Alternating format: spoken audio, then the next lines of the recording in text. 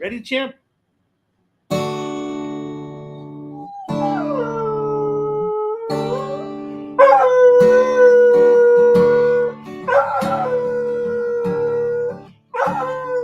came on in like slow cold front. This big woman and a look in her eye. She sat on the stool and he said, "What do you want?" She said, "Give me a love that don't freeze up inside."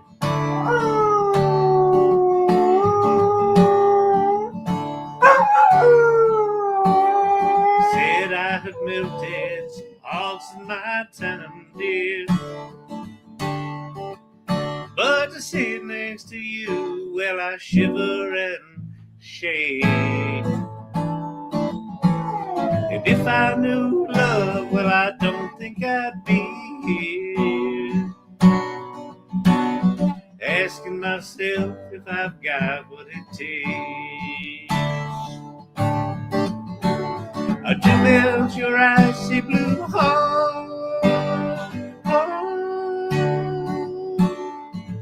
Should I stop, turn what's been frozen for years into a river of tears?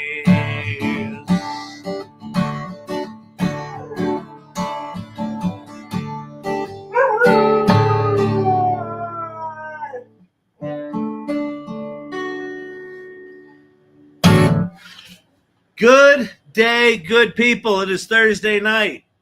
I think the Grok announcement is still going on. I'm pretty sure they're still live. That was the most awkward, painful. I have never in my days seen a more painful presentation. You know, there's videos of Steve Jobs on the internet that you can watch, right? Like, you could go into Grok right now and you could say, write me a presentation as if I created something like ChatGPT and do it in a way that's exciting and new and as if people gave a shit. Oh my God, that was bad. But we now have a tool that's smarter than every PhD in every discipline. And I know your question is my question. We have the same question, people. And what's that question? What is that question? What's the question? Hey, archetypal architect was shaking. The algo thinks it's a thing, so people are going to be confused. Here's the question. What the fuck am I supposed to do with this thing? We can go find out if it can count the number of R's in strawberry. That'll be a start. It got good after you left. Yeah, I know. I watched it for a little bit. I saw that they had some video announcements. It's gonna be able to read and generate videos soon, but it's not there now. It looks like that was October or something like that.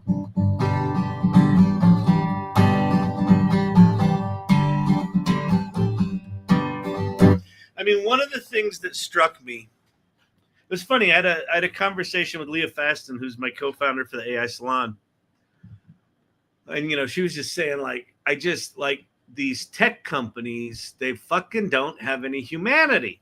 And I was like, well, yes, they do not, because that's not who's making these models. And I thought it was fascinating last night that, like, not only do they not have humanity, Grok 4 was so good that they don't know what to demo.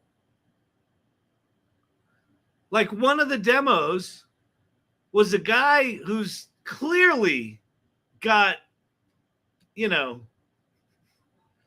double digit, multiple double digit IQ points ahead of me. Very, very smart young man. And what he demoed was a math problem that he didn't understand. And it solved it and gave him an answer that he didn't understand. But he could look at how it solved it and said, it must be right.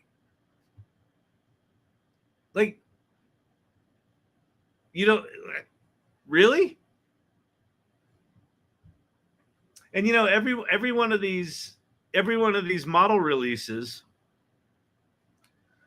you've got people demoing it that aren't from the humanities. They don't, back to Steve Jobs, right? Steve Jobs, I would say, is the last great tech leader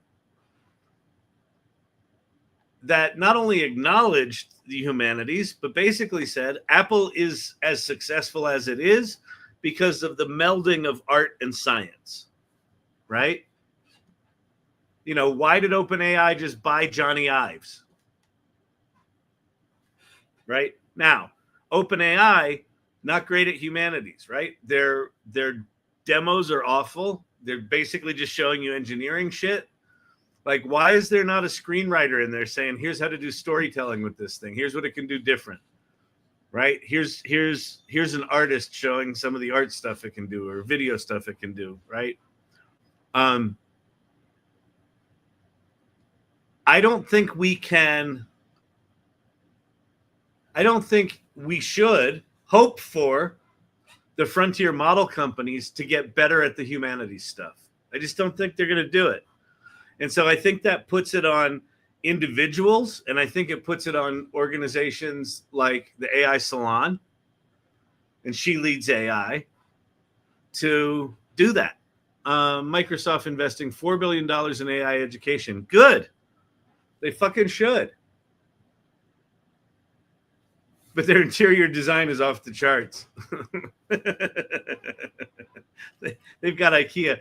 Well, what was funny was the last Grok announcement looked like a bad version of an OpenAI announcement. And last night, the one memo that Elon Musk got from Steve Jobs was, everybody wear black, and we're going to turn the lights down on the stage so you can't see it. It's just going to be like a black hole with our faces sticking out of it. But then there was the inability to talk part and inability to know who was talking next part. It was so bad. It was so bad. But they announced that they released a model that, is quite amazing on the benchmarks. I haven't played with it a ton. We'll dick around with it a bit tonight, but I've got some access to it within Twitter, but if I go to grok.com, I don't have access to it. So I don't know why that is. So I might only have like a run or two left before I have to pay for it. And I'm kind of like the guy from Grok that he didn't know what to put in it to demo it. So I don't either. Maybe I'll do one of those some sort of creative challenge. I'll have to. Maybe we'll go over to ChatGPT. Oh, I think I did this before. I wrote a whole article about this. I did. I know where I've got it.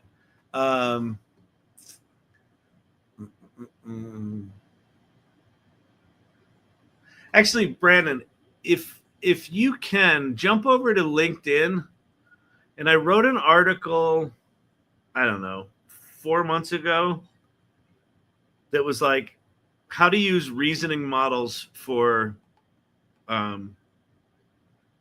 arts and humanities. On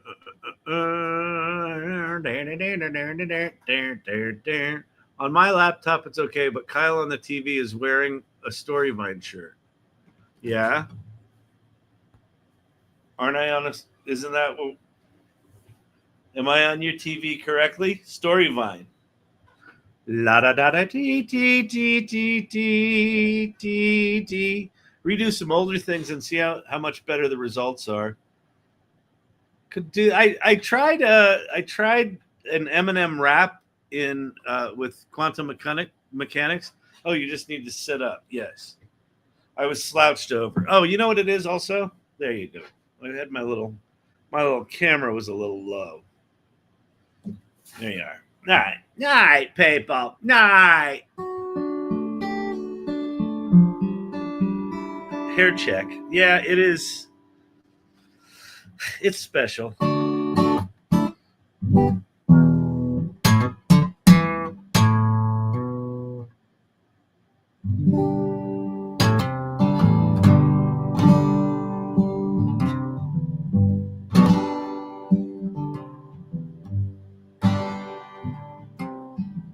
There's been something, baby, I've been trying to say for an age, and it seems I don't know how. Past and the future now surrounding me. Surrender to whatever cheap thrill can be found. There's been a little trouble since you came to my rescue. And if you like all of the rest, I would have quit you long ago, but I couldn't do that. Oh, tell me now, women and wine never went too well. Make a man crazy, make him cold as hell. I know, woman, that you wish me well, but in spite of you trying, I'm still gonna have to find my own way through.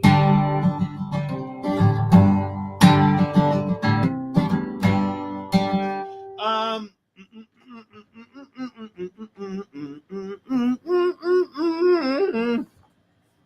right.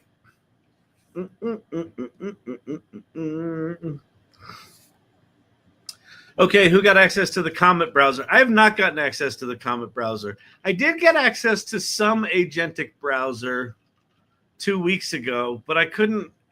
It was not clear what to do with it. So if anyone has any Comet invite codes and you want to kick one over here, that would be great. Cool. Thank you very much there, Brandon. Brandon, you're a good man. You're a good man there, dear Brandon. That's what I'm saying there. Mm-hmm. Yeah, that Brandon, he's all right. He's an all right man. He's pretty good. He's pretty good. Mm-hmm. Yeah, all right. Mm-hmm. I like taters. Taters tasty. Mm-hmm. Never answer these questions again. ChatGPT is free. Vibe coding. Which one is it? How I used a reasoning engine. That's the one. Shang dang dang a dang a dang dang dang dang. Look at that cool image. That's me. That's me. That's the reasoning engine. You see? It's so much bigger than me. I don't get it. How do I use it? Well, Grok's like 10 times that big.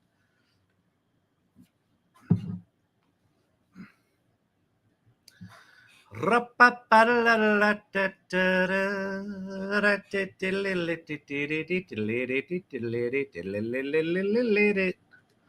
use the Opera browser. It has embedded AI, but it doesn't do much with it. I did, Neener. Oh, you got access? Sea Slug of Doom got access to Comet? Well, you turd monkey, do you have any extra access codes? Come on. Give them up. Someone DM me an access code, you pinheads. I'll go demo it. Perplexity, $200 a month. Yeah, I know, exactly. I saw that $200 a month for Perplexity. I'm like, you're joking, right? This is comedy? It's comedy, right?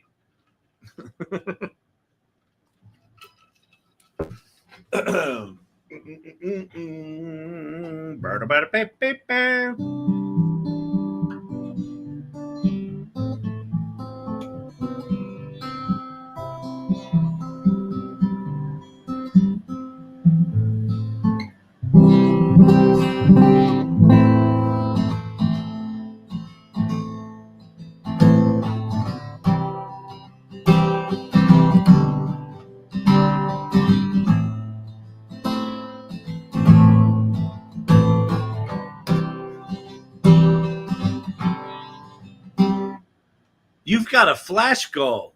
I got a flash goal on TikTok, people. Start flashing.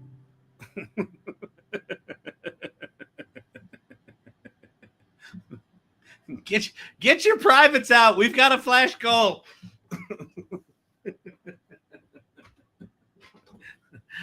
Come on, people. Let's get banned for life on TikTok. No, don't do it. Just, I understand what you're saying. All right. It looks like my LinkedIn has calmed down a little bit, which is nice. All right. How I use the reasoning engine. All right. So when did I write this? I wrote this January 31st. Are you like me and can't quite figure out the difference between your trusty ChatGPT and a reasoning engine? Like O1, DeepSeek R1, Gemini Flash Thinking, or the shiny new O3 Mini? Start prompting on Kriya. What is a Comet browser and why would I use one? Fantastic question. Vicky Baptiste for the win. We'll come back to the reasoning engine thing here in a second. Fantastic question here, Vicky. Listen, that's a really good question. It's a fantastic question. So there's this new browser coming out called Perplexity. You see, or no, sorry, from Perplexity. Good Lord. Jeez. You know, you try to do a show and boy, it's rough because you got to read the teleprompter if you actually want to say the words, right? You know, you can't just do it off the top of your head like some people I know. Anyway, new browser from Perplexity called Comet, and it is an AI browser. Oh, I don't use Perplexity. Yeah, well, so you don't need to pay $200 to Perplexity, $200 a month to be able to have Comet, but if you want to get off the wait list, that'll get you off it. So I'm still on the wait list. So Perplexity is kind of like a smashing together of a search engine and a large language model. It's really good. It's a very powerful site. Well, they just launched a browser, which apparently OpenAI is also launching a browser. What is the difference between an AI browser and a regular browser is that all of the large language model search stuff is built into the browser itself. And so what that means is as you log into your websites, you're already logged into your websites. So you can just say, hey, run over to LinkedIn and check this, that, or the other, or go to my Gmail and find the latest 5 emails and, you know, tell me if you think anything's important, or find the latest emails for the past hour and tell me if you think there's anything important there. So it allows you to, you know, basically do what you do sort of in ChatGPT, but where you have to like copy in URLs and do this and do that. It's agentic too. Okay, so oh Lord, browser wars. Yes, new browser wars are coming. Absolutely. Maybe Netscape will make a comeback. Yes, exactly. Yes, that's the question I was going to ask. Which was the question you were going to ask? What the hell is Comet? So it's better or it's just Musk's word? Grok 4? I don't know. It's not just Musk's word. I mean, if you look at the what's it called? The not humanity's last thing, but the ARC AGI post. Hang on. Let's do ARC AGI Grok 4. So this is from, we got something from ARC AGI yesterday. Oh, but now everyone just fucking copies everything, so it's hard to find the actual post. ARC AGI.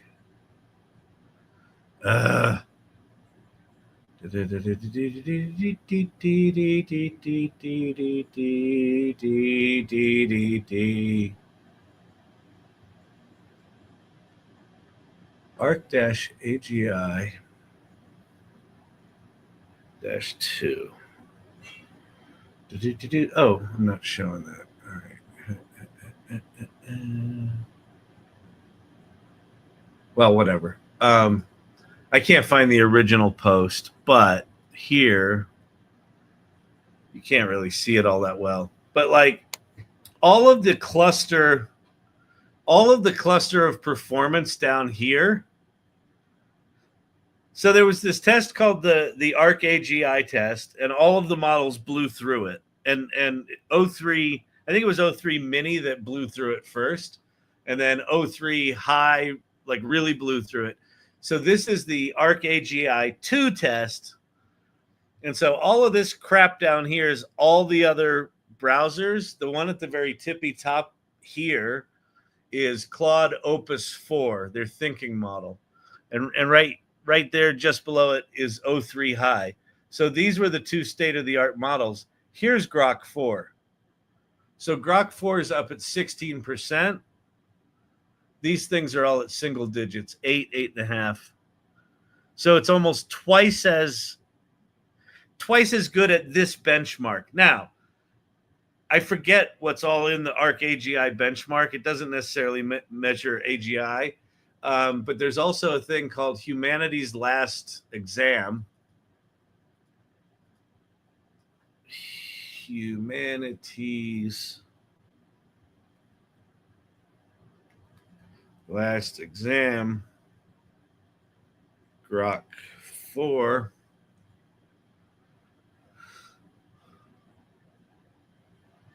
And they got it up to 50%. And like there's no one should be able to get to 50%. Like every question on this test are ridiculously hard. Right? Like even PhD students couldn't answer these questions. Access to Grok 4 is already in Comet as well. Very cool. The web is getting so cluttered, we need AI to reread everything.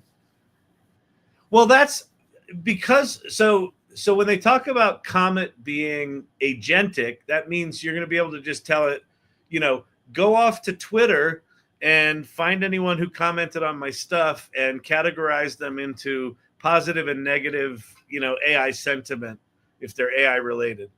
And then go to LinkedIn and do this for me, and go here to do that, and take this spreadsheet that's in Google Sheets and take all those emails and go send them off in Gmail. We're very quickly entering an era where individual websites get a lot less relevant. Like I would argue that we're probably already in that area.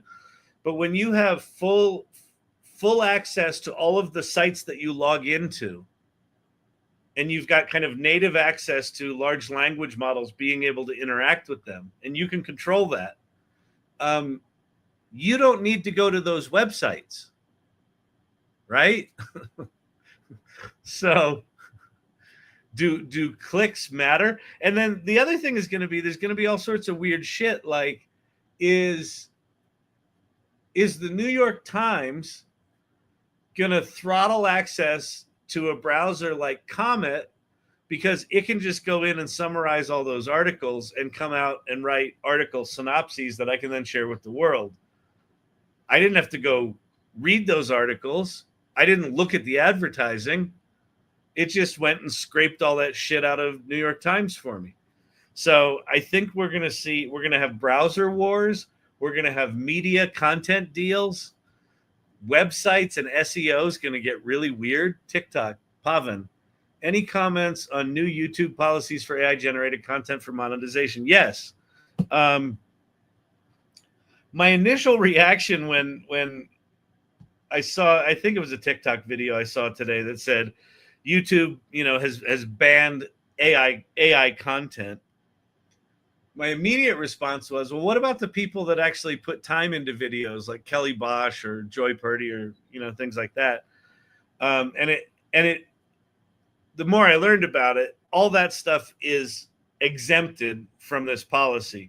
I don't know how they're going to determine that, but basically what they're saying is if you're putting up 10,000 videos a day of like people talking about some product or whatever it is, you're not going to be able to monetize that anymore. And it's coming fast. It's coming like July 15th. So that's next Monday or Tuesday. So next Monday or Tuesday, all of these farms that have written scripts that generate avatars that make, YouTube shorts and things like that, and they just vomit them out there by the thousands, all of that stuff's going to get demonetized.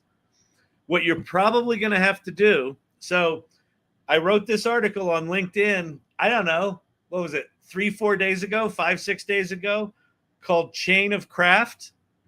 Remember when I wrote that little innocuous article called Chain of Craft that basically said, hey, if you've had considerable human contribution to generate your output, you should start documenting that and you should start talking about that.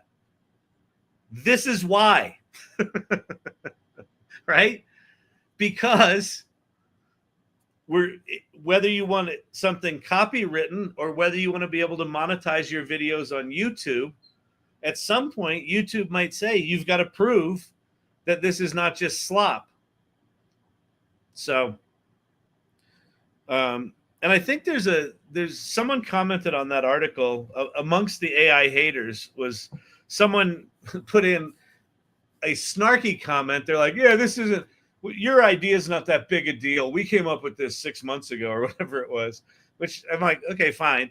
But they have a whole business around it. I think they call it chain of creation, and they're creating a chain of creation documenting platform. Great. Perfect. Awesome. Yeah, demonetized chain of crap. Exactly. Note to self, use projects more. Yes, use projects more. If you don't know what projects are, projects in ChatGPT are really powerful. And we can go play with those a little bit. All right. Any other questions? Okay. So we talked about Comet, what Comet is. Let's go back to LinkedIn here and look at this little article I wrote about reasoning engines. Okay. Prompt, analyze this screenplay for logic. So wait a minute. If I go to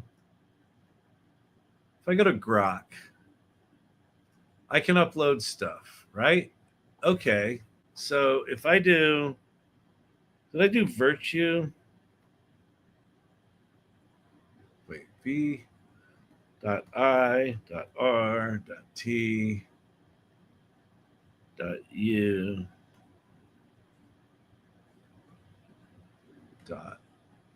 .e. Name contains virtue. Okay. So I've uploaded a screenplay that I wrote with my own hands on a typewriter, because you can never do anything good if it's AI. So this is only done with a typewriter and a writing partner who has a real flesh brain. His name's Brian Dykstra, and he's super talented. He did slam poetry on the Chappelle Show. He's that good.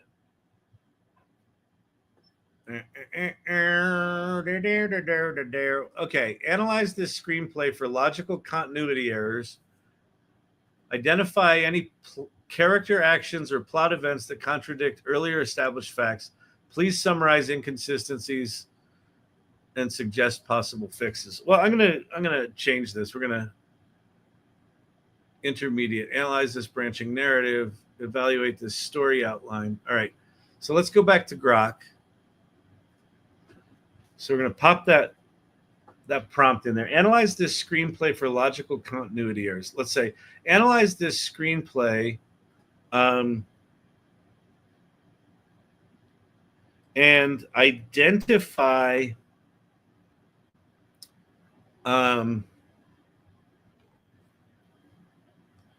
references that feel out of date or scientifically illogical and suggest changes that bring it into the future, into the present.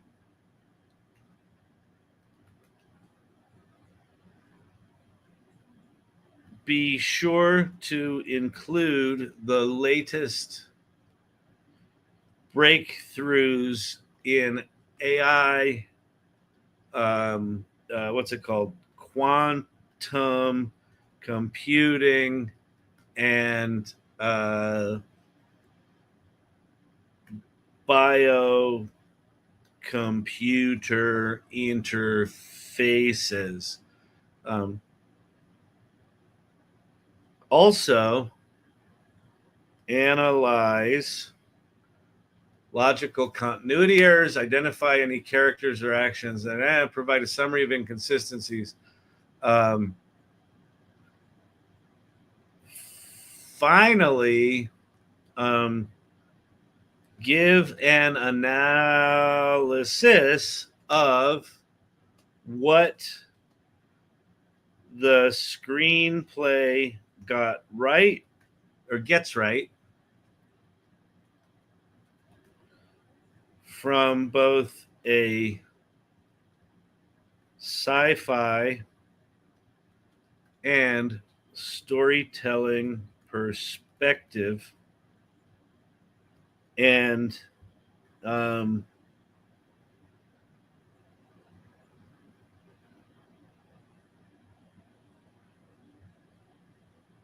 give a report on why modern audiences would like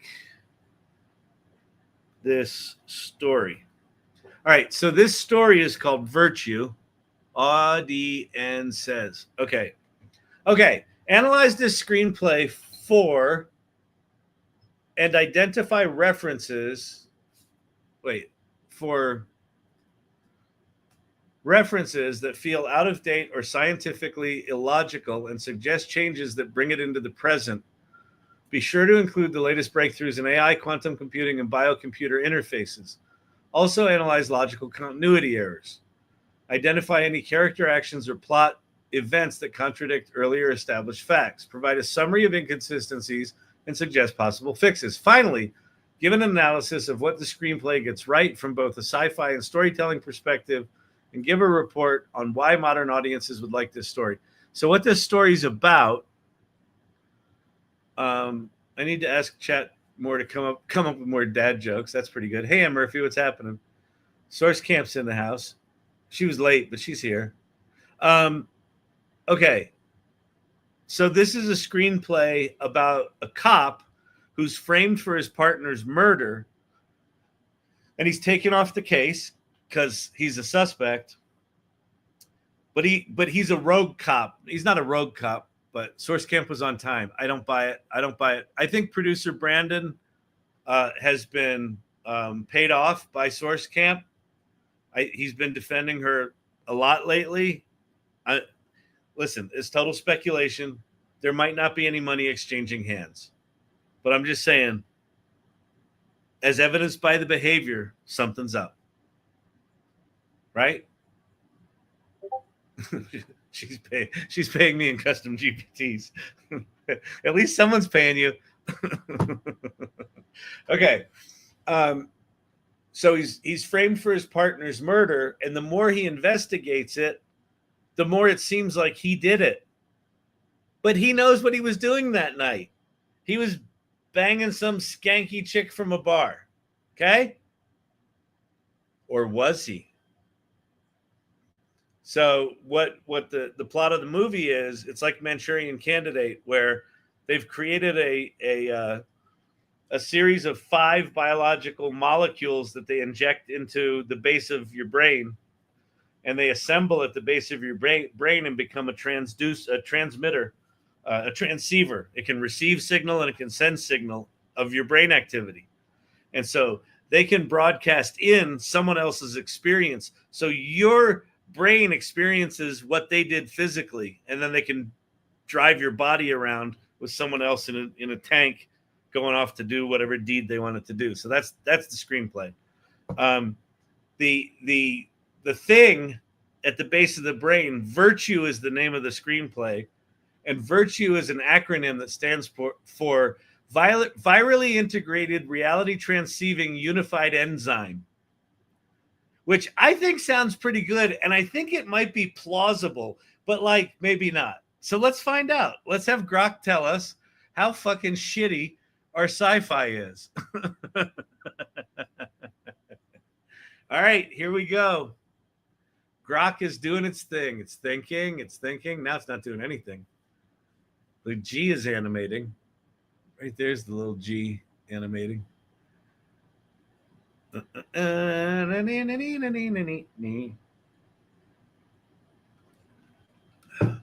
wonder if I don't have access to Grok 4 anymore, because it doesn't say thinking. It's just doing its thing. Can I click on this? No. T-Rex and a typewriter sounds like VO3 prompt worth trying. The think and deep research button has disappeared in my Grok 4. Is that normal? Probably, if they're just automatically doing it anyway, if that's part of Grok 4. Talk about your 2-finger typing. I am a solid 5-finger typer. Okay, a PDF. Okay. The screenplay appears to be a 1990s era draft, evidenced by cultural and tech references like 1980s gun buyback programs, 13-inch TVs, answering machines, and a focus on nuclear waste disposal as a plot device. This is great. This was written in 1994, and it was supposed to be set kind of in the present. It draws from cyberpunk tropes, VR immersion tanks, popularized in films like The Lawnmower Man and Virtuosity in 1995. Several elements feel dated or illogical in a 2025 context. Out-of-date technological references. The VR immersion tank. The lab describes a man in a wetsuit with circuits. Fine. Computer screens and molecule docking. The opening montage shows molecules docking on a computer screen in black space with glowing repulsions. Feels like 1980s or 90s CGI, e.g. early molecular modeling software. Modern simulations use AI-driven tools like AlphaFold, Google DeepMind, and protein folding predictions rendered in high-res 3D real-time interactions. It's exactly, I knew that. I could have said that. Nuclear reactor in a secret facility. CAT scans for migraines. Tony gets a CAT scan, likely a CAT scan, now called a CT scan for headaches. Dated. Modern diagnostics use MRI or fMRI for brain issues, especially migraines, which can involve neuroinflammation visible via advanced imaging. Answering machines and landlines, gun buyback program, media and news. Okay. Scientifically illogical elements. This is pretty good. Mind transfer and cloning. Tony is revealed as a copy of Dennis via mind uploading or cloning, with migraines as a side effect. Illogical because current neuroscientist shows consciousness isn't really transferred like data. Yeah, but you got to have some fucking suspension of disbelief here, Grok. Throw me a bone. It's tied to a biological process. No evidence for full mind uploads. Shut up. But it did mention Neuralink, so it's got Neuralink in there. The heartburn backdoor code triggering a meltdown is cartoonish. Oh, no. Real systems use multi-factor authentication and AI anomaly detection. I knew that. Nuclear waste melting people, VR-induced real-world effects, air shaft escape during meltdown. I always hated that scene. And migraine is a plot device. All right. Suggested changes to bring it into the present. So let's see if this does any good. Let's see if it can help my screenplay. Oh my God, that's funny. Okay.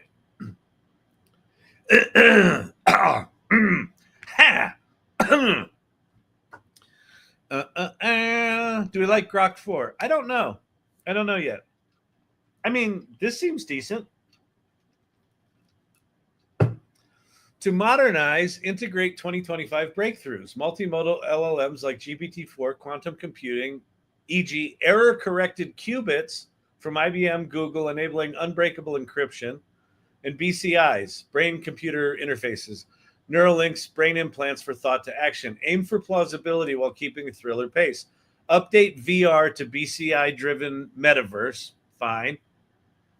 Replace immersion tanks. Oh, that's good. With Neuralink style implants. Yeah, that's good. Where it's more like playing a video game. That's fantastic. Incorporate AI breakthroughs. Virtue Tech uses AI for predictive policing or deep fake propaganda against Kerns. Powers could employ LLMs to generate disinformation campaigns. That's good. The heartburn code becomes an AI backdoor, e.g., a prompt injection vulnerability in a Grok-like model controlling the facility. So I got to say that Grok in this case is actually doing really good at what it's replacing the shit with. Really good. Quantum computing integration. The facility's reactor becomes a quantum data center, e.g. using Google's Sycamore processor 2019 scaled up.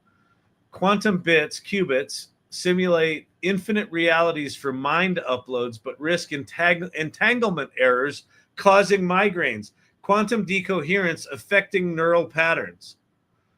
Instead of a meltdown, have a quantum cascade failure, erasing data instead of radiation. Love it. That's fucking good. Because you could see a character going, we're having entanglement errors, sir. Well, fix the errors. It's not that simple. Quantum decoherence is affecting the neural patterns. We've got a quantum cascade failure, sir. Fix it. Fix it now. All right. The facility's reactor becomes a quantum data. Okay, that we did. Okay. Biocomputer interfaces. Tony's migraines stem from a faulty BCI implant hidden from him, allowing remote access. Update to include optogenetics, light-based neuron control, advanced 2020s, or non-invasive ultrasound BCIs. Assassins use BCI for precision targeting like thought-controlled drones. Oh, yeah, that's pretty good, too. Yeah, see? So Virtue Tech, I think is the name of the company. They could be a defense contractor, and they're doing like mind-controlled drones that go off and assassinate people. So this is their advanced program using quantum neural BCI, quantum neural injection. All right, good. Cultural references. Replace landlines with smartphones and AI assistants.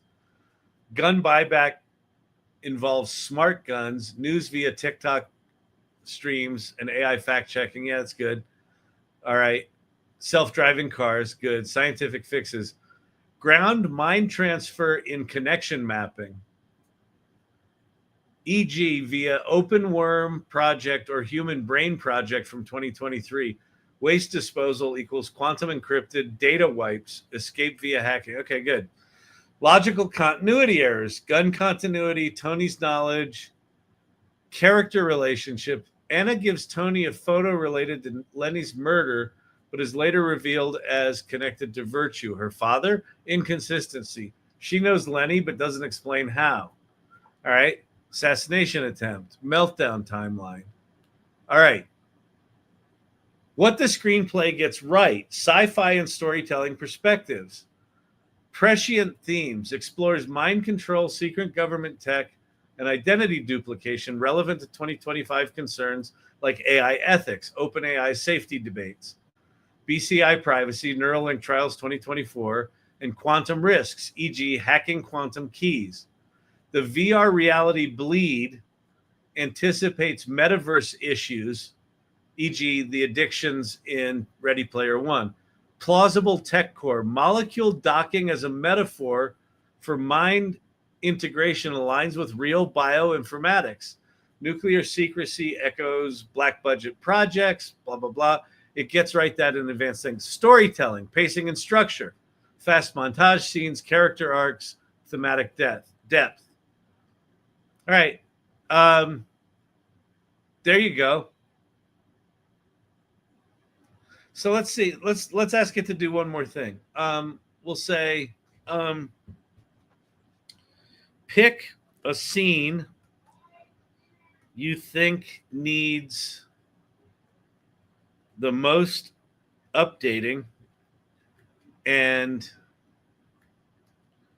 rewrite it to maintain compelling dialogue,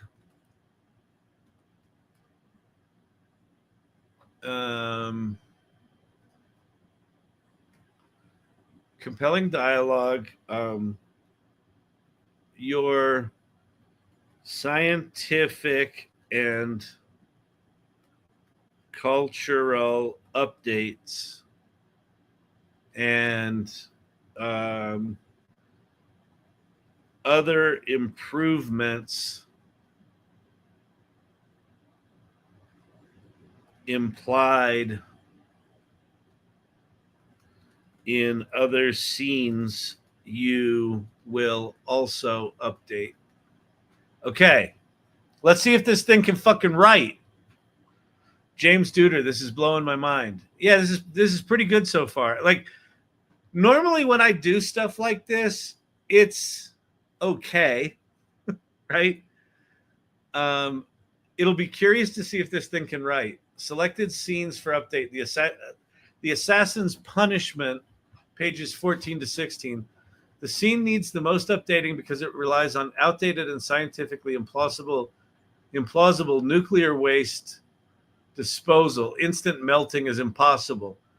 So listen, I don't have a degree in nuclear physics. I have a degree in acting. You dumb. I didn't have AI when I wrote this thing. I know I shouldn't be getting defensive, but it also misses opportunities to integrate modern breakthroughs like quantum computing, decoherence, and biocomputer interfaces. Culturally, it feels like a 90s sci-fi horror because it was written in the 90s. The Fly-esque body horror. Updating it to quantum AI facility emphasizes current fears. Okay. Maintaining Power's chilling charisma while implying broad. Okay, so rewritten scene. It wrote a fucking scene here. All right, interior. Virtue Tech building, quantum core room at night, camera pans, a sleek humming chamber dominated by a circular array of cryogenic quantum processors, glowing blue qubits suspended in vacuum-sealed pods. Two adjacent cylindrical chambers made of reinforced graphene glass flank the core, each with biometric airlocks synced to neural implants. This is a really good description, and we are going to go right now straight to Midjourney, and we're going to see if we can make that image. Well, no, I know we can make the image. We're going to see if we can get it to be good. So I'm going to turn on my personalization. We're going to do stylization to 500. And we'll do -- style. No, we don't want raw style. We want it personalized. Do we want to do anything? No. We'll do, we'll do one like this, and we'll do one where we increase the weirdness. All right. So that's being generated now. And then we'll do it again. We'll do style 500, and then we'll do weirdness to 500, 1500. All right. Oh, this is so cool. Look, people. Look here. So now this room looks like the modern. That's really cool. The quantum shit.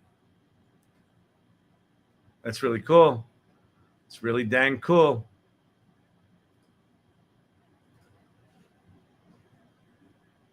Oh, this was with weirdness turned high. Yeah, these are good. Like you could cut between all these.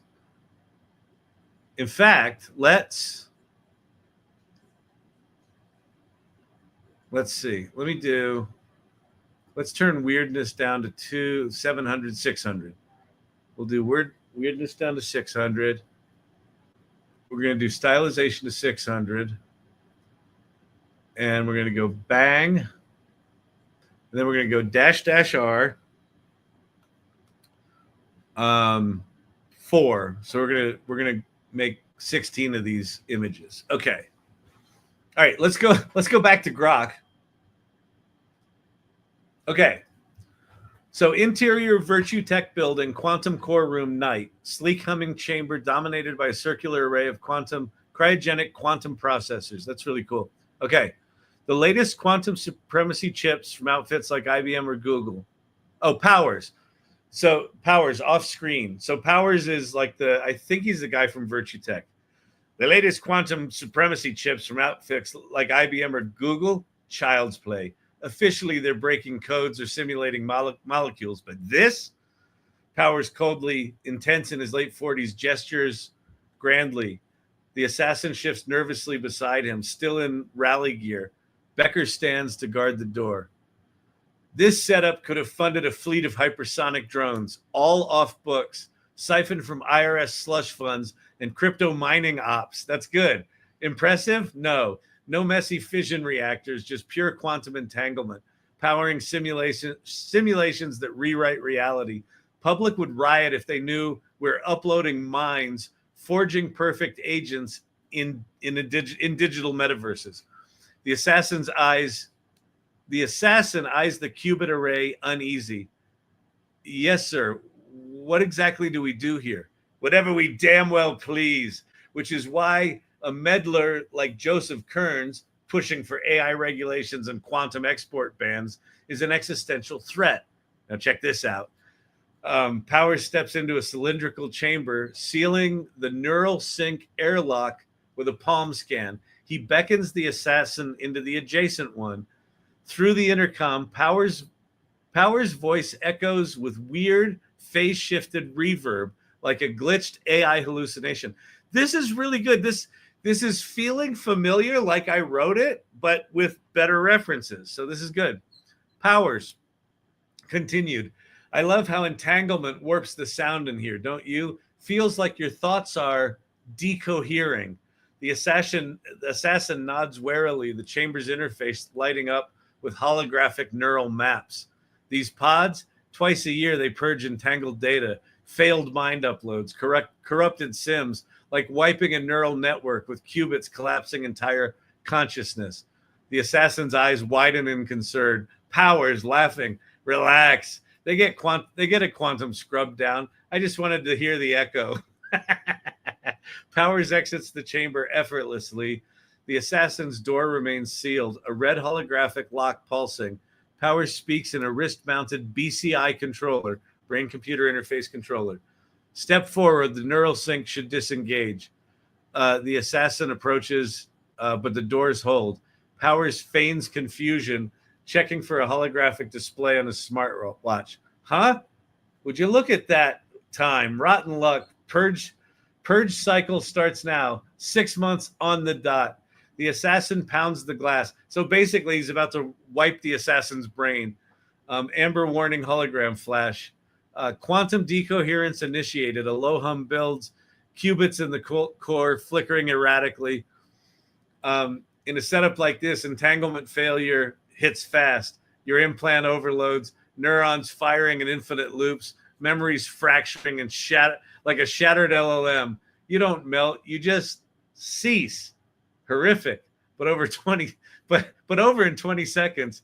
No body to bury. No digital ash. Tears stream down the assassin's face as he begs silently through the glass. No sound escapes the sealed pod. Powers, this is the price of failure.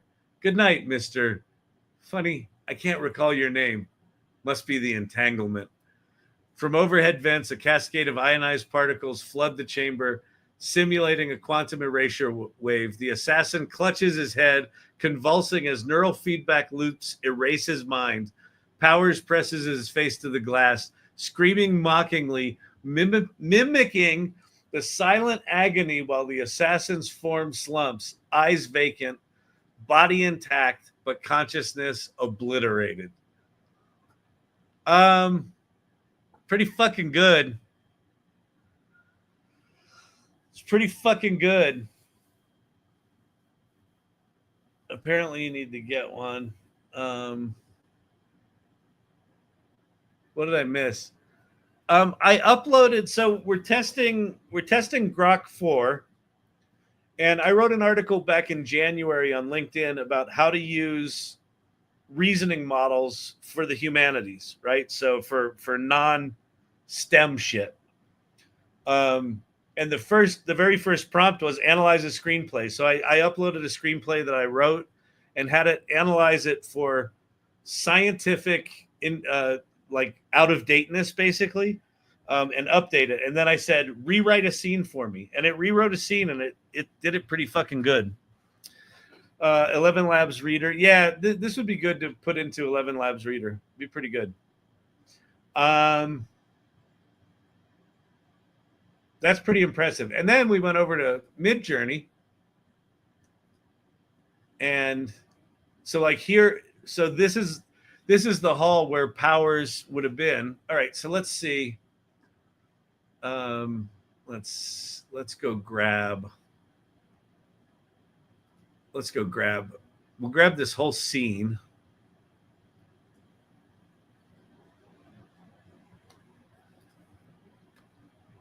And then I'm going to go to ChatGPT.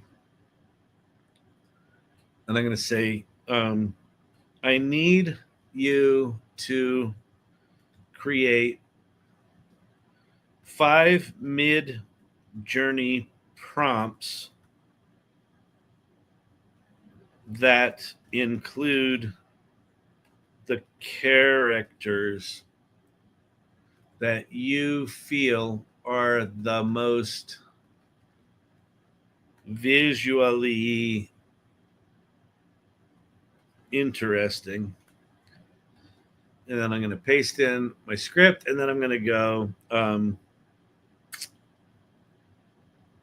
be sure to include detailed character descriptions in each prompt as if the prompt is not aware of a character description in the previous prompt.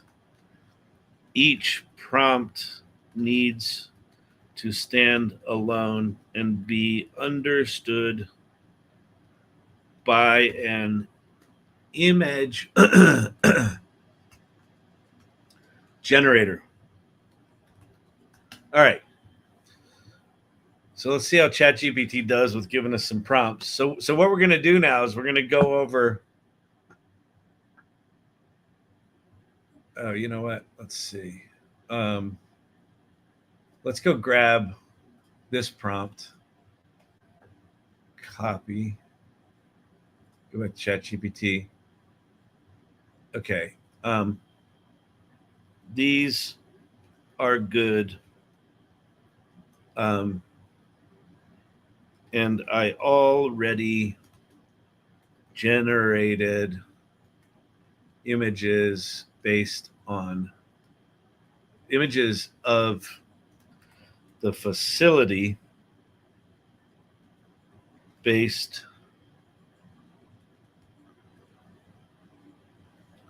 on this prompt. Update the prompts you wrote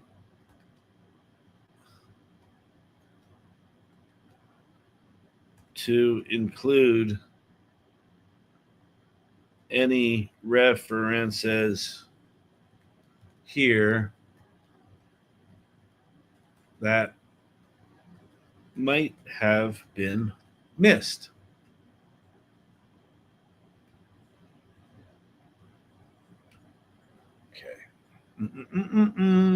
You can use image to video on VO3 now, much easier for consistent characters. Yep, definitely going to do that. Okay, powers in the quantum core. Cinematic wide shot of a sleek humming chamber dominated by a circular array, glowing blood. Two cylindrical. Okay, powers. A sharply dressed man in his late 40s with piercing eyes, salt and pepper hair, slicked back, wearing bespoke blah, blah, blah. Okay, good. The assassin's dread. The assassin, a gaunt someone. A gaunt woman in her 30s with a buzz cut and haunted eyes. Great. Becker, stocky man in his 30s. Fine.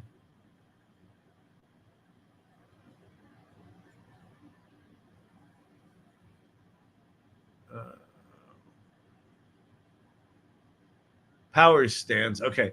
All right. So these look decent. Great. Okay. So let's grab the prompt, go to Midjourney, pop that bad boy in there. We'll do the 5 scenes. So we got that one. We're just going to copy them. They seem to be decent, so I think we'll be okay. Copy. And we could use omni-reference if we wanted the characters really consistent. We'd use omni-reference, or we'd use some other tool. So I'm popping back and forth between ChatGPT and Midjourney right now. We're just grabbing our 5 most interesting scenes from that little scene that it rewrote.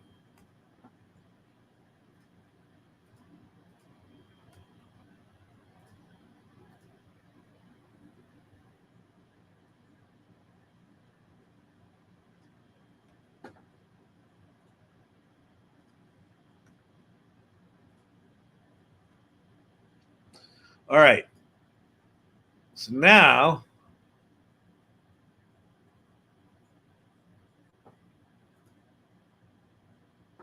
that one's it's a little dramatic, but you know. They look too sci-fi.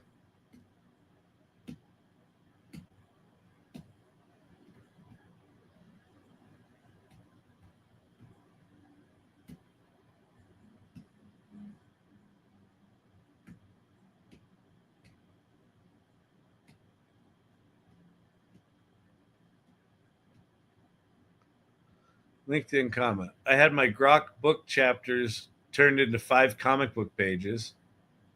Oh, that's interesting. Let's go back to Grok and try that, because it can do images, right? Oh, and now I got deep research back. Oh, no. That's not. So, okay, wait. So turn this scene into a series of panels for a modern graphic novel with dialogue.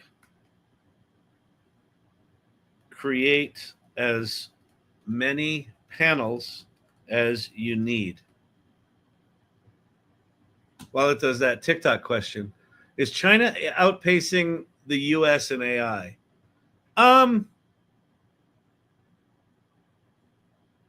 That's very hard to know. I think that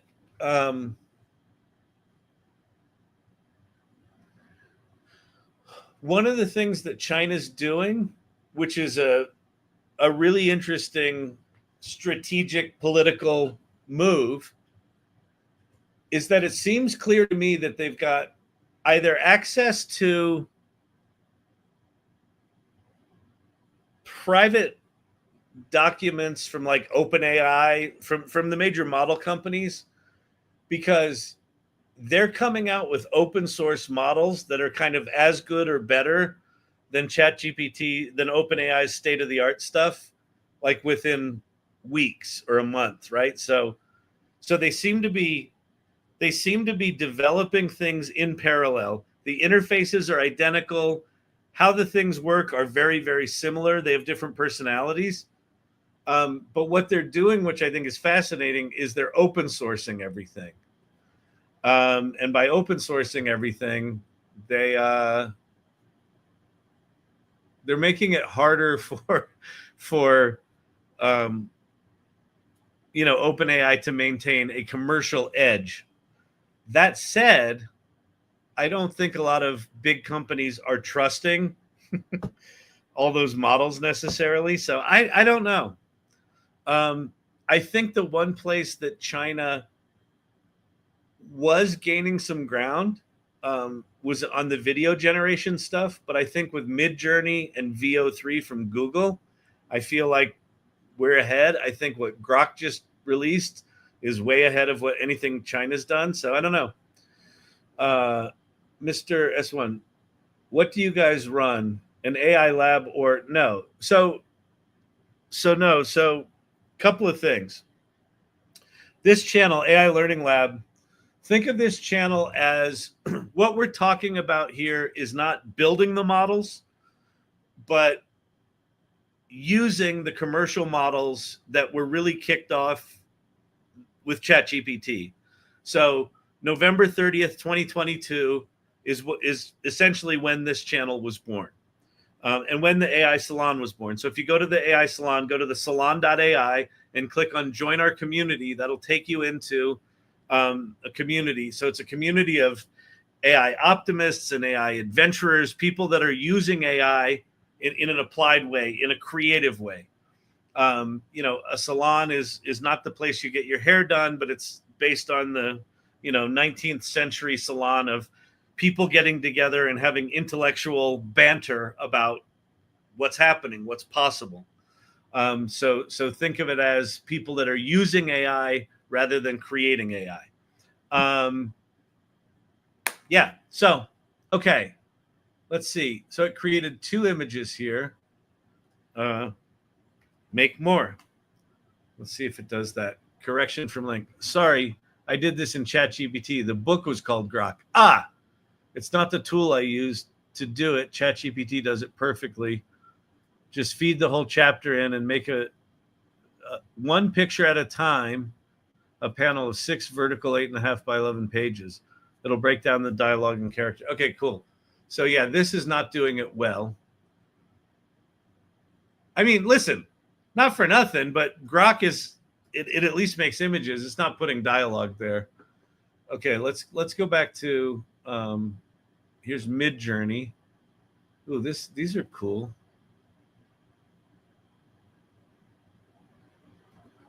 These are all stylistically very, very different, aren't they? So we'd have to do some work here to get these things to be stylistically. This is one of the reasons that these are all different. Well, there's a couple of reasons. I have stylization turned high and I have weirdness up. So the weirdness is gonna generate variations. But I also don't have a consistent style description for each of these prompts. So if we were to do this right, what I would likely do is I would go into ChatGPT and I would have ChatGPT come up with a prompting schema, like a JSON tagged schema that says, here's how we're going to describe the cinematography, the set design, the character designs, all that sort of stuff. So we'd come up with a whole framework so that every prompt that we put into Midjourney has got this whole package that gives you consistency of cinematography and camera work and things like that across all the prompts. So that's not in there right now. But that said, we can go in here and we can just start animating some of these things that we think look decent. All right, so even though they might not be consistent, let's go grab some of these. That doesn't look good. That's not bad. So we'll just do low motion on that one. We'll do low motion on that one. We'll do low motion on that one. That looks pretty good. We'll do high motion on that one. I don't know what that's going to do. We'll do high motion on that one. So these would be sort of cuts. That's pretty cool looking. Cryogenic shit for quantum computers. That looks pretty decent. Do low motion on that. That's pretty good there. We'll do low motion on that. We'll do high motion on that. Maybe we'll get some cool camera movement. And we could be prompting these, but I'm just being lazy. All right. Which one of these does not look comical? They all look pretty fucking comical. That one's pretty good. So we'll do that one. Let's copy this image. And now we're going to go to Flow. And we're going to, oh, I think I have to save the image, don't I? So I'll download this image. Then we'll go to Flow. We'll do New Project. So Flow, if you don't know it, this is Google's video creation thingy. And so we're going to do frames to video. So we're going to go grab that frame we just downloaded. All right, there it is.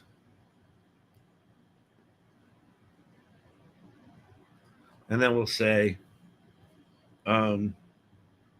security guard with a gruff voice says,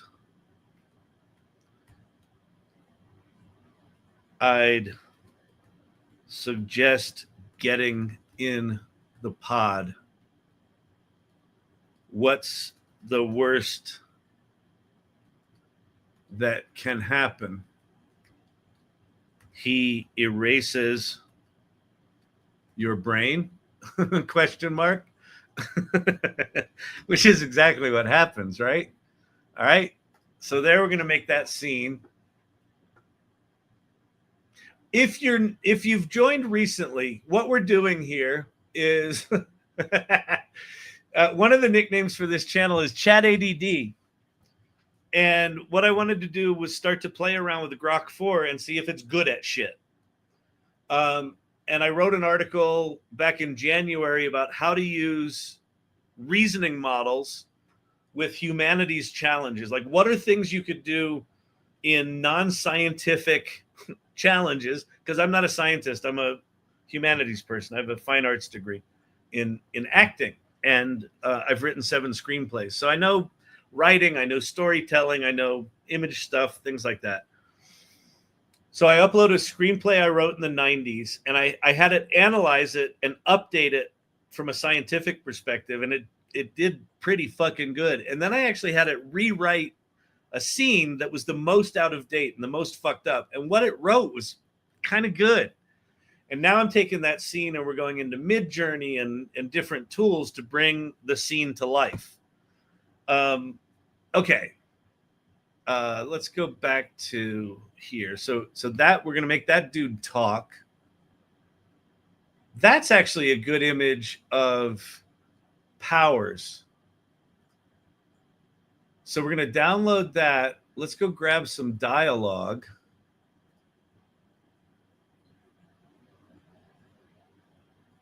All right, so Powers.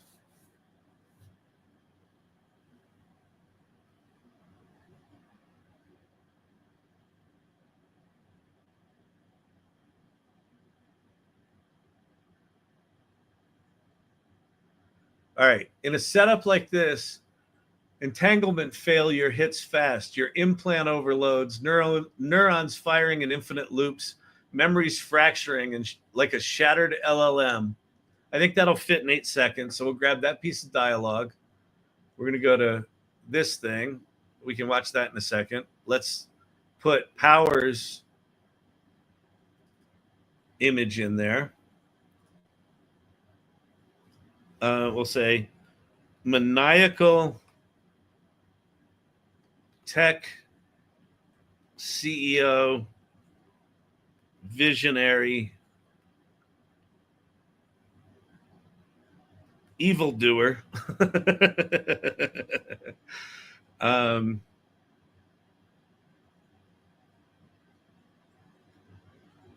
crackles with a sinister voice and says,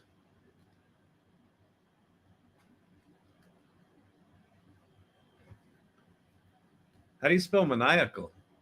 Oh, yeah, like that. You have AI fix it for you. That's what you do. In a setup like this, entanglement failure hits fast. Your implant overloads. Neurons firing in infinite loops. Memories fracturing like a shattered LLM. Bang. Let's go make some acting. Those of you with acting degrees, you're no longer needed. We're good here. Carry on. All right. Could you curate your 20 favorites and define an SREF, then character sheets to define the characters? Yeah, there's all sorts of ways to do this, Rick. I think so. I've been thinking about this a lot with Sydney. I think the real trick is that you would basically design all of your core settings and your. I need a shot collar. Champ. Hang on. Hold, please.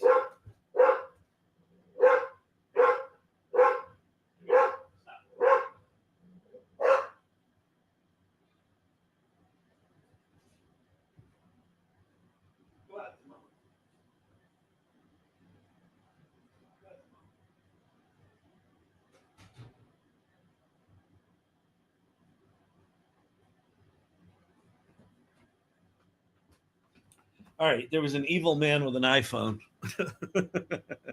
Do need a shot collar, but not for Champ. Okay. What was I saying? Rick McCauley.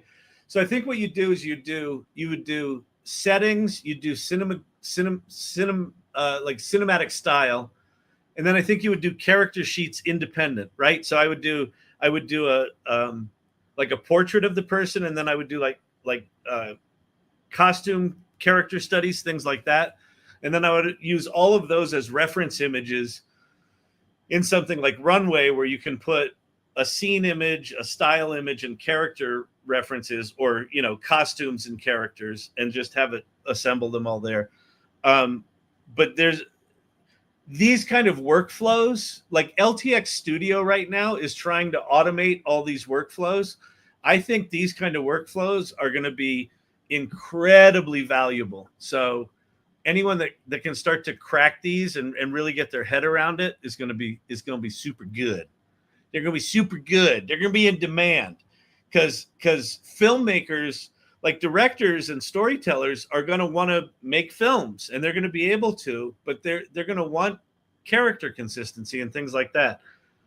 Tools will come over time, but how you get to those tools is you have people that understand the current process, learn enough about AI to understand which tools to employ when. Like all of this ADD jumping that we're doing, where we're jumping between these different tools, those are skills that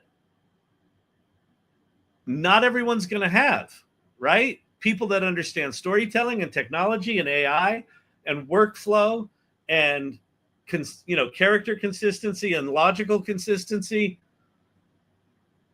There's the world set of people that can combine all that stuff gets very small very fast.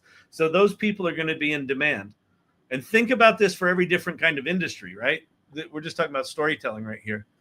All right, let's see if these things are any good, these videos. One scene one set of dialogue I just wrote, and then one came out of the thing that Grok 4 wrote. Black bar. All right, here we go, people. I'd suggest getting in the pod. What's the worst that can happen? He erases your brain? I'd suggest getting in the pod. What's the worst that can happen? He erases your brain? I'd suggest... Pretty good. Pretty fucking good. Getting in the pod.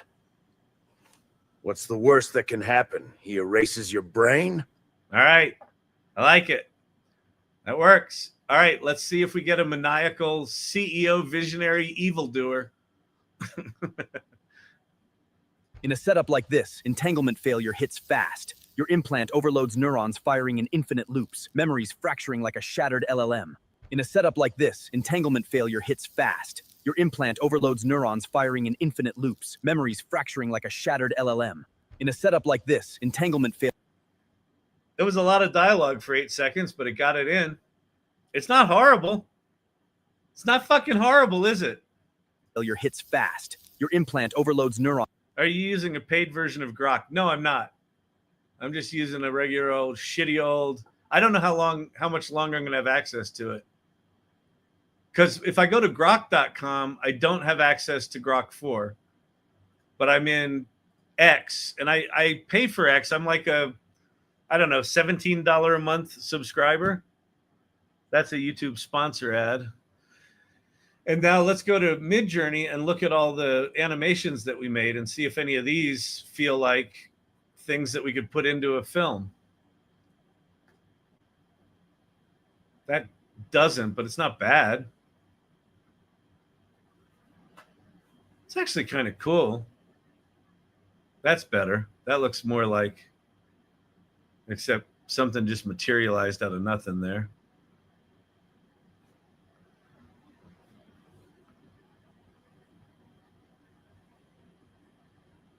That's pretty cool.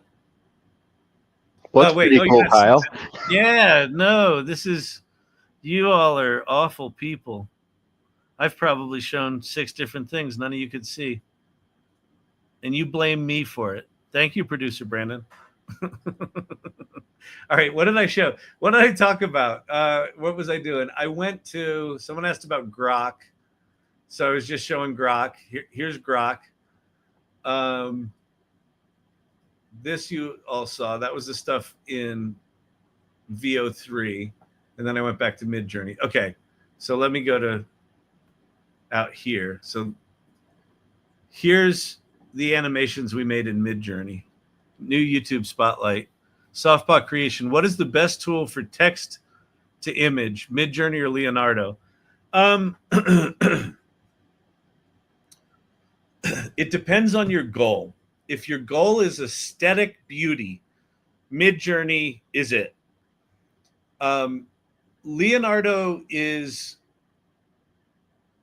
doing really well. Unless they've changed it, they're still based on Stable Diffusion, and they do a lot with custom LoRa's and things like that. So Leonardo's pretty good at getting a high aesthetic, but I would say just as a consistent high aesthetic, Midjourney is still the GOAT.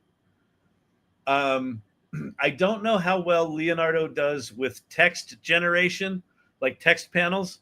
If you need that, ChatGPT is better than anything right now. So I would say ChatGPT, Leonardo, or Midjourney are all good. If you just want shit that's kind of pretty and aesthetically beautiful, and it now has animation, but I think Leonardo also has animation now.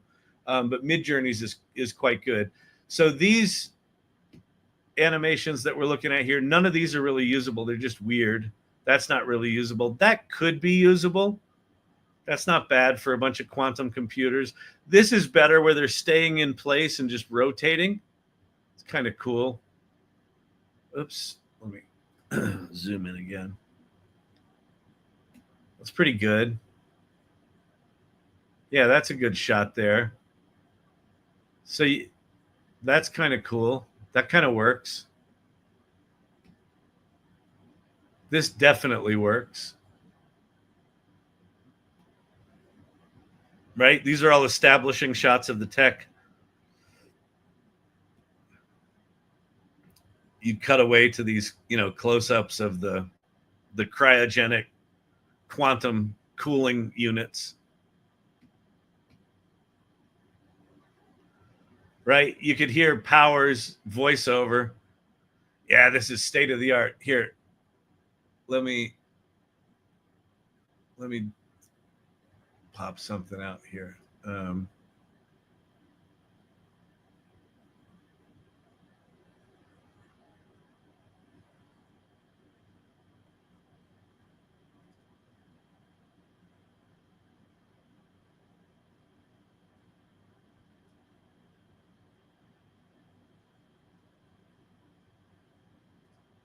Okay. So I'm going to take this. I'm going to throw it in here.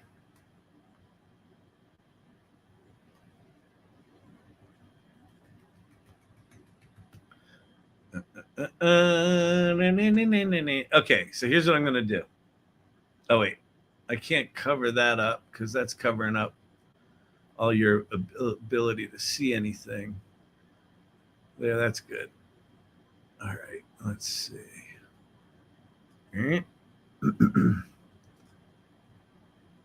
Okay, so we go back here. So you can see as these things are on screen, you could hear Powers saying, the latest quantum supremacy chips from outfits like IBM or Google, child's play. Child's play. Officially, they're breaking codes or simulating molecules, but this setup could have funded a fleet of hypersonic drones, all off book, siphoned from IRS slush funds and crypto mining ops. Impressive? No. No messy fission reactors, just pure quantum entanglement, powering simulations that rewrite reality, right? As you're cutting to, shots like this. Well, you have the voiceover. That could work. That's a fucking movie. It's a fucking movie, people. See what I'm saying? Oh, yeah. Oh, yeah. Tell them what they've won, Bob. Oh, you've won some quantum entanglement. Reality distortion field, my ass. We're rewriting reality. Right? And then at some point, the dude says, what's the worst that could happen? They erase your brain, and then they proceed to erase her brain. All right. There you go. All right, let's try Rick McCauley's thing with ChatGPT. Okay, so now we've had it write that. So I'm going to say, what would be the best graphic novel style to bring this scene to life?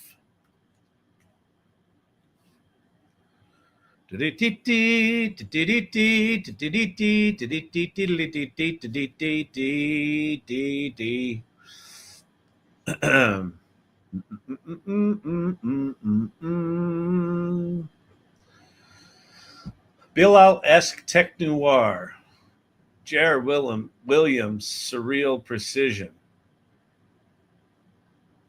Bonus hybrid concept.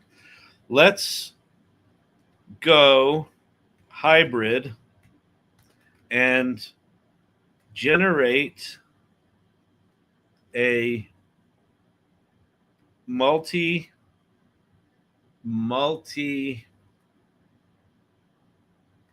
panel vertical page that captures the early part of the scene. Don't skip anything. I want to make a full graphic novel of this scene. So just do whatever can fit on page 1. And then I'm going to flip over to O3 reasoning engine because I want it to think about what it's going to put in the panel. All right. So now we're making graphic novels.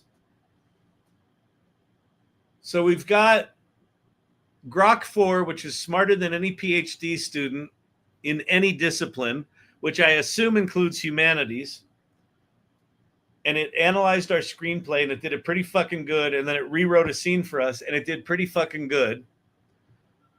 And now we're using Midjourney to make some images, and then we used VO3 to make it act, and then we used Midjourney to animate the images that we made. And now we're seeing if we can get this thing to create. Yeah, the reasoning engine's defining the panels. I want you to now make this image of page 1. Let's see if it does it.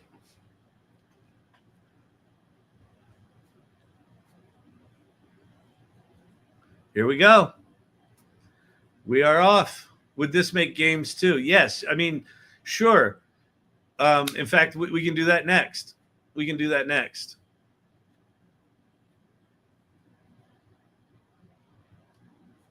Exits. Oh, exists.ai Vibe game platform launches tomorrow. That's cool. That's cool. Well, so wait. So let's go back to Grok now. Let's say I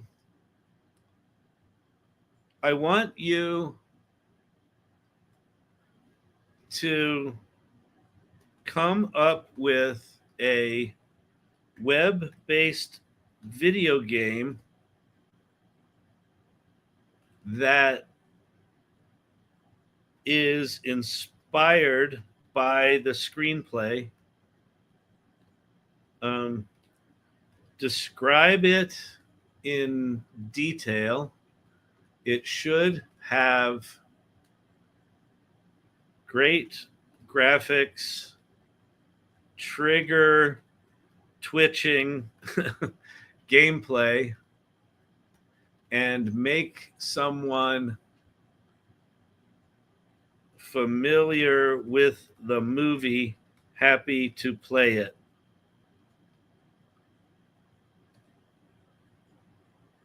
All right. Open beta on exist.ai, open beta on their Discord. Holy shit, let's go play. Does the open beta launch tomorrow? Yeah, so the open beta launches tomorrow, and if you go to exist.ai today, they've got a really cool proof of concept of what it's going to be and a link to join their Discord so you can gain access to the beta tomorrow. All right, great. Oh, this thing's still working. Virtue, Entangled Minds, game overview. Okay, so now we're having Grok 4. Grok 4 read our screenplay, analyzed it for sci-fi and logical inconsistencies, made recommendations, rewrote the most problematic scene in the screenplay, and we've now asked it to design a game. Okay, and then we'll go check out exist.ai in a second. Anyone have any questions, thoughts? Why aren't you using Grok's website? Because when I go to Grok's website, it doesn't give me access to Grok 4. I have to upgrade. But if and logged in with my account, but if I go to Twitter, X, and I go to Grok, I do have access to Grok 4. So I don't know what the glitch is, but there's a glitch. All right, this wrote an incredibly detailed game description here, which is what I asked it to do. But let's go look at that. What are we waiting for to render? Wasn't something rendering? Oh, the graphic novel thing in ChatGPT. Decoherence, part 1. Wow, look at this. Let me download this.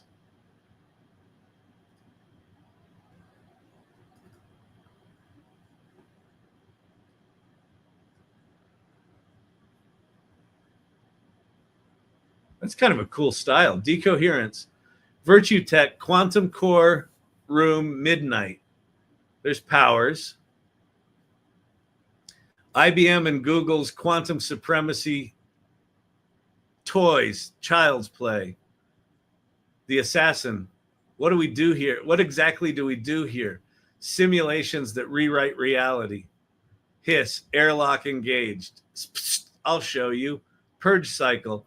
So it didn't really, we would have to, yeah, this is not great.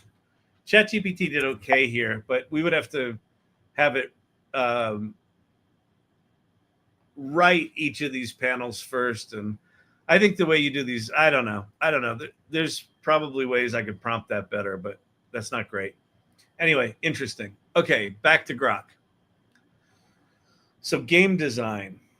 Virtue Entangled Minds is a web-based action-adventure video game directly inspired by the screenplay Virtue, reimagined as an interactive thriller that captures the essence of the story's high-stakes conspiracy, mind-bending sci-fi elements, and pulse-pounding action. Okay. Built using WebGL for stunning browser-compatible graphics, powered by frameworks like 3JS or Babylon.js for 3D rendering. The game runs smoothly. The core hook. Players step into the shoes of Detective Tony Mullen. The game is free play with optional microtransaction for cosmetic skins. All right, I'm going to say this is too ambitious. Let's make this a very impressive, what do they call that? Casual gaming experience.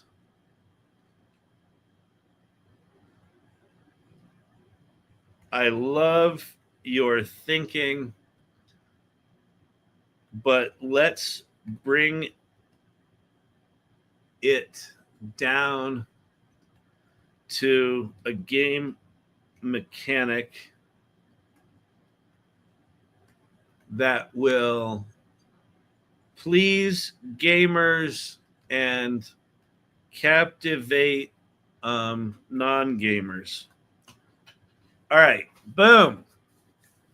Have ChatGPT give you the prompt. Wait, bouncing back and forth between ideogram, the reference image from ChatGPT, along with its prompt to stack the quality. That's pretty good. Have ChatGPT give you the prompt and feed it to ideogram. Okay. Get Claude to create the game. Yeah, I was going to run over to Claude to create the game, or Lovable. Exists AI office hours. Office hours tomorrow. Got it. Yeah, got it. That's just a note for you for later. Yep, got it. Okay, cool. Virtue Quantum Echoes is a web-based casual puzzle adventure game inspired by the screenplay, designed for bite-sized play sessions. Playtime per session, 5 to 15 minutes, story arc. Graphics style. Graphics are very impressive for a web game. Vibrant cinematic 2D art, 3D effects. All right, it seems to have described this quite well. Okay, so we're just going to go capture all of this. Time check, 9:40. Okay, fine. We're going to do it quick. We're going to go to here. We're going to go to Claude. We're turning this into Claude. So we're going to go to two different vibe coding platforms. So Claude is just your regular Claude. Deep answers and more sources. Oh. Try integrations and research today. Connect your everyday tools. Add pre-built integrations or create your own. Hours of research in minutes. Okay. We just want a fucking game. Please make this game.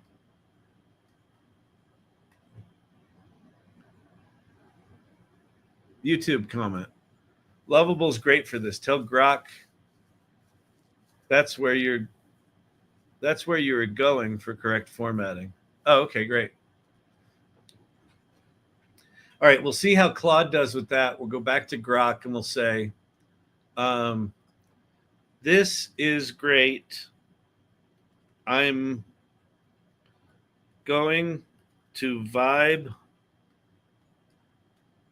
code this on lovable.dev. Please rewrite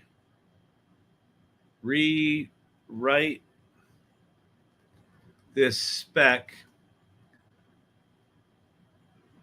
so that Lovable creates a remarkable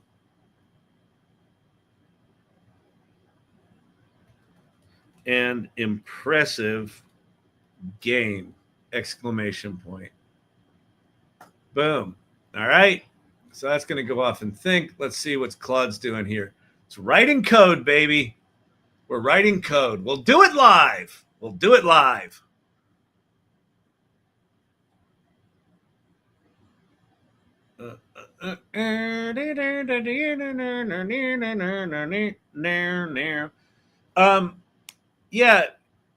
Let's see, Justin, awesome. If you are new to this generative AI stuff, what I'm doing right now is sort of particularly chaotic and chat ADD like. But what's happening is this. A test that I did in Grok 4 was good enough that it shook my brain up and said, ooh, now that you have this updated screenplay, let's run over to Midjourney. Oh, look, begin. So here's our game. Begin investigation. What am I supposed to do? Quantum resonance. Quantum shard, 0. What am I supposed to do?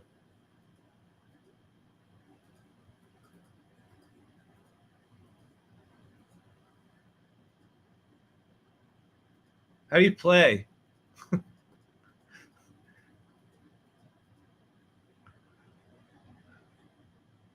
Fun match 3 puzzle system with intuitive tap-click controls. Well, it's intuitive, but I don't know how to play. My guess would be that you click 3 of the same colors. Yeah, but if it would let you click more than one. It's not letting me click more than one. Quantum shards. All right, Quantum that's jank. Quantum jank. All right, that's shitty. Okay, so here's the lovable. Here's the lovable description. Fully tailored for Lovable's AI. All right, we're gonna go to Lovable now. So you lose, Claude. You suck. Lovable.dev. I beat ChatGPT into submission. You all be proud of me. I finally got something finished. Wait, finally got it finished. What? I finished. God damn that thing. Artist CV. Oh, good. Yeah, sometimes you got to beat these things up. One of the most important things, if you're new to AI, if you're new here and you're new to AI, do not just take what these systems give you. Don't just, if they give you shit, tell them they gave you shit. Don't accept it.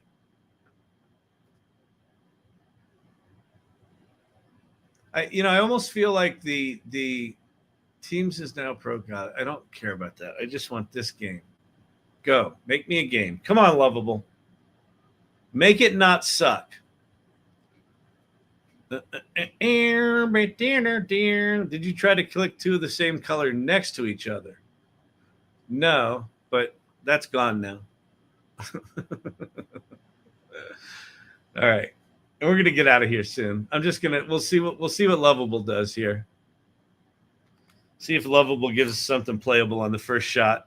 I didn't really read what Grok wrote, so it's possible it wrote a game that's not possible. Narrative forever. I'm glad to hear you say that, Kyle, because sometimes I'm not patient with ChatGPT. Yeah, it's super important. Think of every single one of these generative AI tools. Every single one, from large language models to image generation tools to movie tools, all of them, to fancy sophisticated tools like LTX Studios, all of them. Lose the expectation that the tools are the genius. No, you're the genius, and you strap on generative AI tools like a backpack, like a jetpack, and they're amplifying your ideas. So rather than thinking, I've got to get this thing to generate something genius, no, you're the genius.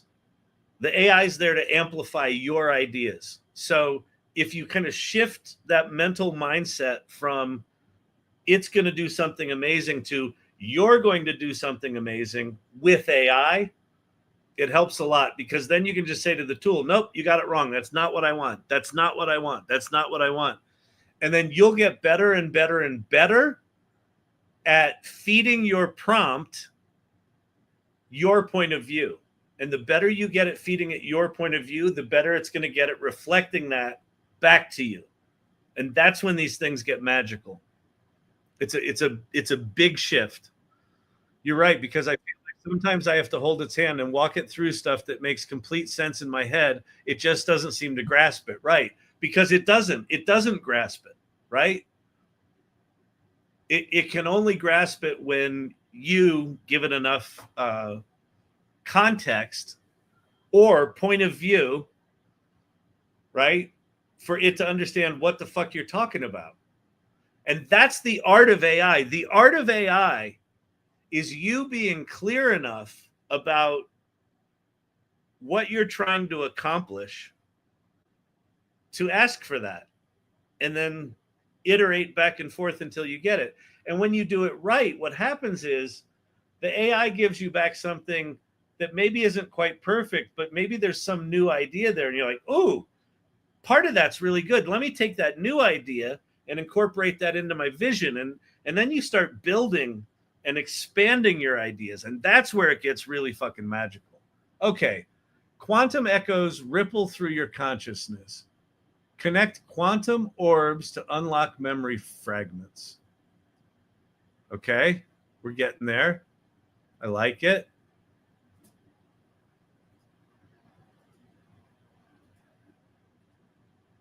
So I broke it somehow. How do I restart? But this kind of worked. I've got 400 points. I've got 2 shards.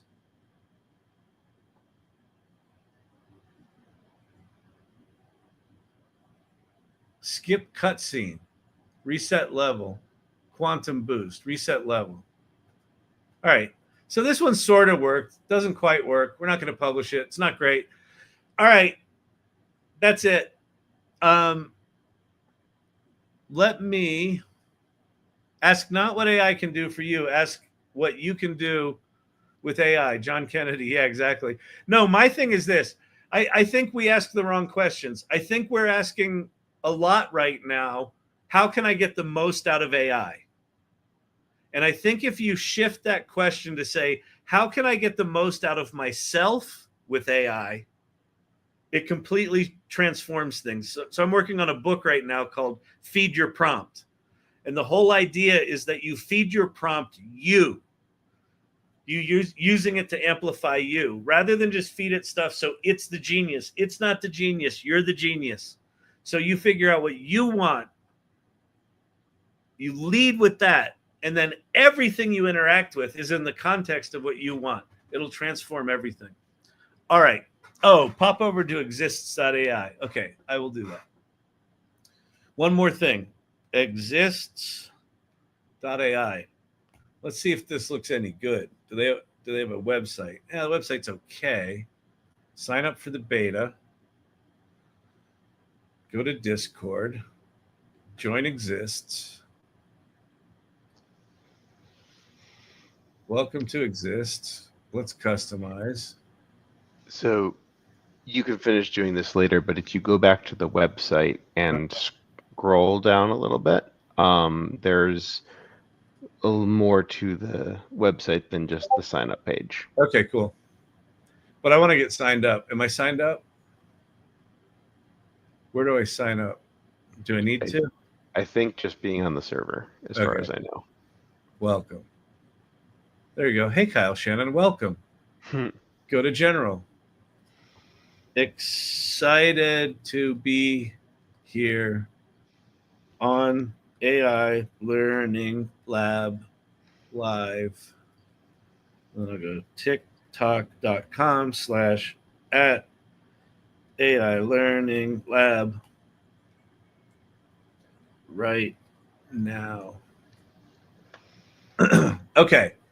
Going back to the website. Scroll down. Oh, that was cool.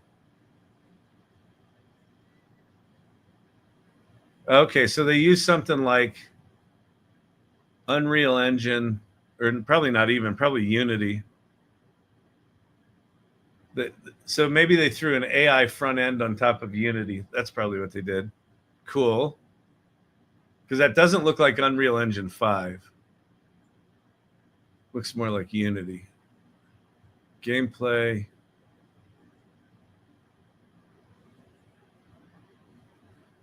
Yep. All right. Everything online. Sign up for the beta. Games meet cinema. Content showcase.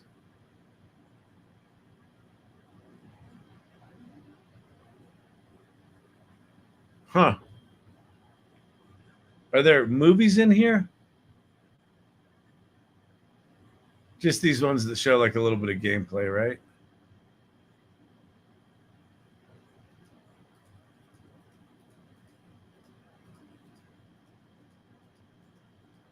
So I wonder if you're going to be able to prompt the games into existence.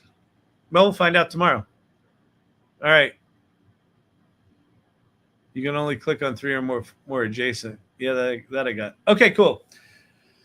All right, Groove, for real. I think it has a little angst now. I like it. Okay, yep. Right now, I'm dealing. I can change, have good internet, not both. Can you make a game exactly like another, only different pictures and not copywriting? Yeah, I mean, you can. Let me go look at some lovable things here. Is this lovable? Oh, that's. That's my version of Missile Command. Yeah, exactly. With zombies and kids in sand. Exactly. That's pretty funny. Let me go back to my lovable dashboard.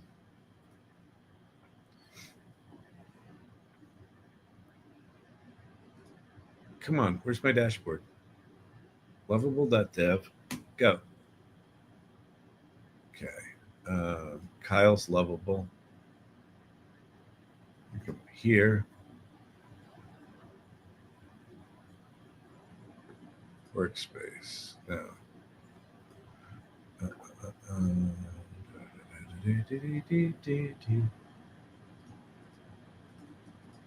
Why can I not find my... Where's all my games? Oh, here they are. There's feature prompts.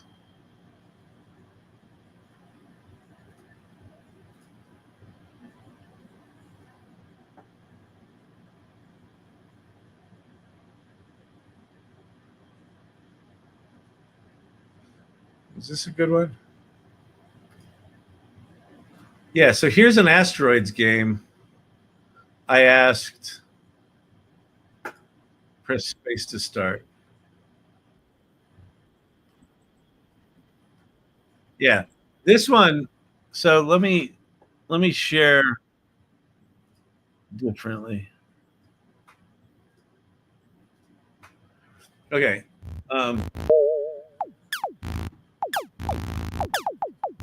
So this was a single prompt.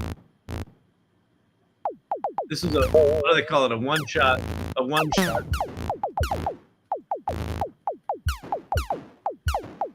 And it just fucking made asteroids this good. This is Lovable that did this. Lovable.dev. So yeah, you can say, make Flappy Bird, but with turtles. Make Flappy Turtles. Bouncy Turtles.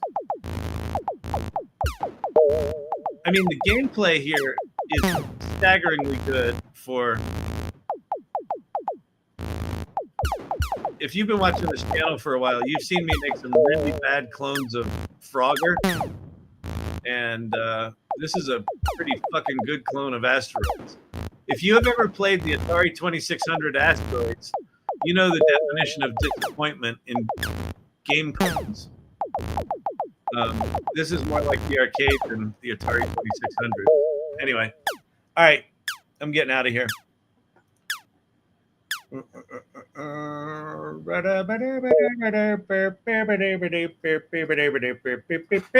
Okay, beautiful. Today is Thursday, so tomorrow at 11 a.m. Mountain Time on LinkedIn. I have this thing called Office Hours. And how you get there is you go to my profile at Kyle Shannon. And you know what we've got to do? Rick McCauley did this, who's in the live tonight. I've got to put, oh yeah, go to my LinkedIn and just ignore all the hate comments from my Chain of Craft article.